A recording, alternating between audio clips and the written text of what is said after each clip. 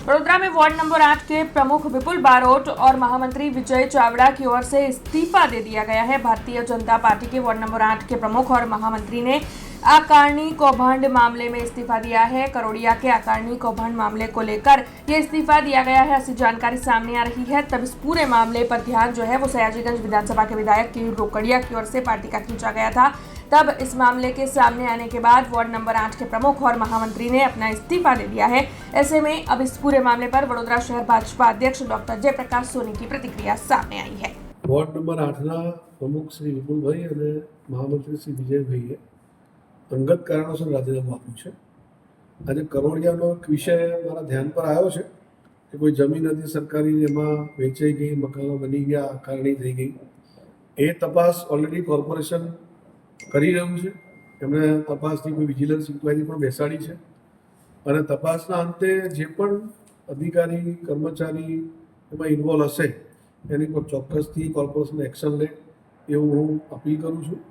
કારણ કે આવી રીતે સરકારી જમીન બરાબર વેચાય તો ઠીક નથી।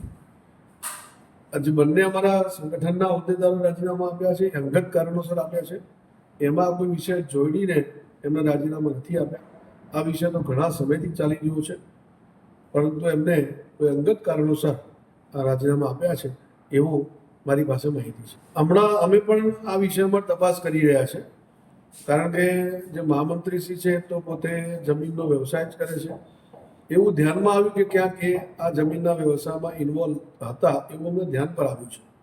પણ હજુ એ તપાસ અમારી ચાલુ છે કે એમાં એ ખરેખર ઇન્વોલ્વ હતા કે નહીં, એમને કોઈ આમાં વિષય હતો કે નહીં, એ તપાસ થયા બાદ એક્શન લઈ શકીએ। અમે કોઈ એક્શન નથી લીધી, એમને પોતે અંગત કારણોસર રાજીનામું। ઘણું બધું મટીરિયલ તમારું મીડિયામાંથી પણ મને માહિતી મળતી રહેતી હોય છે, સમાચાર પત્રોમાં પણ છપાયું પણ મેં વાંચ્યું છે। પણ જ્યાં સુધી કોઈ પણ ફેક્ટ આપણી પાસે ન હોય ત્યાં સુધી આપણે કોઈ પણ એક્શન લઈ નથી શકતા। આ કિસ્સો તો ઘણા સમયથી ચાલી રહ્યો છે, આજકાલનો કિસ્સો નથી। મકાનો કે રાતોરાત નથી બની જતા, કદાચ 6-12 મહિનાથી વિષય ચાલતો હશે। પટલ પર હમણાં આવ્યો છે અને એમને એવું લાગ્યું હશે એટલે એમને અંગત કારણોસર રાજીનામું આપ્યું છે, કોઈ બીજું કારણ અમને જણાવ્યું નથી। हमसे जुड़े रहने के लिए हमारे YouTube चैनल को सब्सक्राइब करें और नई वीडियो की नोटिफिकेशन के लिए बेल आइकॉन को दबाएं।